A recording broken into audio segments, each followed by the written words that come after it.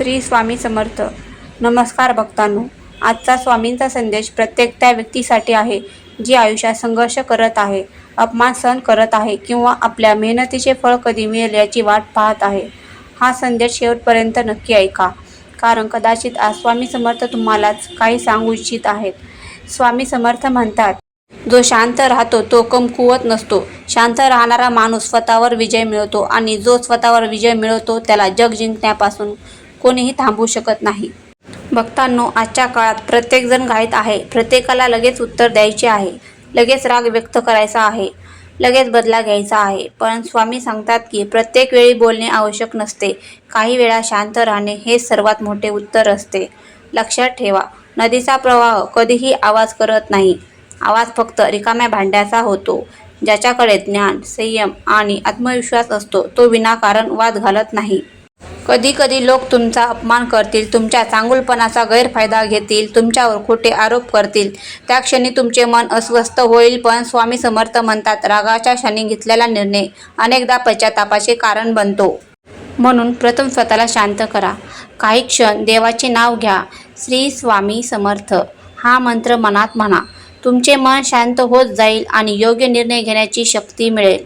भक्तांनो, शांत राहणे म्हणजे अन्याय सहन करणे नव्हे. शांत राहणे म्हणजे योग्य वेळ येईपर्यंत संयम ठेवणे. जे झाड फळांनी भरलेले असते ते नेहमी नम्र असते. तसेच महान माणसे कधीही अहंकार करत नाहीत. स्वामी समर्थ म्हणतात की जो व्यक्ती प्रत्येक संकटात धीर धरतो त्याच्यावर ईश्वराची विशेष कृपा असते. कारण देवाला माहिती असते की हा भक्त कठीण परिस्थितीतही श्रद्धा सोडत नाही. तुमच्या आयुष्यात आज कितीही अडचणी असतील, आर्थिक संकट असेल, नोकरीची चिंता असेल, व्यवसायात नुकसान झाले असेल किंवा घरात वाद असतील, तरीही विश्वास ठेवा की प्रत्येक अंधाऱ्या रात्रीनंतर पहाट होते. आज जे लोक तुमच्यावर हसत आहेत, उद्या ते तुमच्या यशाचे कौतुक करतील. पण त्यासाठी संयम हवा, मेहनत हवी आणि सर्वात महत्त्वाचे म्हणजे मनातील शांतता हवी. स्वामी समर्थ म्हणतात, जे आपल्या मनावर नियंत्रण ठेवतात त्यांना परिस्थितीवरही नियंत्रण मिळते. राग, मत्सर, द्वेष आणि अहंकार हे मनातील सर्वात मोठे शत्रू आहेत. हे 4 शत्रू जिंकले की यश तुमच्या दिशेने चालून येऊ लागते. जेव्हा कोणी तुमच्याशी वाईट वागते तेव्हा त्याच्यासारखे होऊ नका.